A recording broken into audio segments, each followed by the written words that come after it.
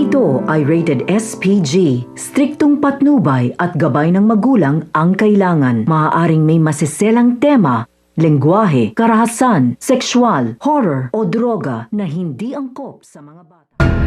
Matapos nga natapusin at patumbahin na nga nila tanggol itong si Rocky Boy ay nagtungo na nga ang grupo nga nila sa kung nasaan nga itong sila Marites. Gulong-gulong nga itong si Marites sa mga nangyayari na kung saan gusto na nga niya na matigil na ang mga karahasan na ginagawa nga ng kanyang anak at nito ni Ramon.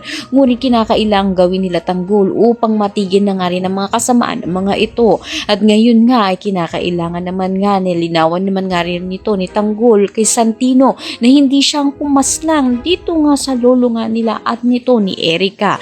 Kaya naman magtutungo nga ito nga si Marites sa San Dimas upang kausapin ito nga si Santino. Ngunit kahit anong paliwanag nga nito ni Marites ay hindi nga naniniwala si Santino. Sa kabilang banda naman nga ay magtutungo naman ito nga si Ponggay kina Tanggol na kung saan hindi inaasahan nga ng grupo nga nila na itong nga si Victorino ay natiktikan na nga ito nga si Ponggay at nakita na nga niya kung nasaan itong sila Tanggol. Kaya naman tinawag niya na nga ang mga kapulisan at dito nga ay matinding labanan na naman ang magaganap na kung saan nga maraming kapulisan ang makakalaban na naman nila Tanggol.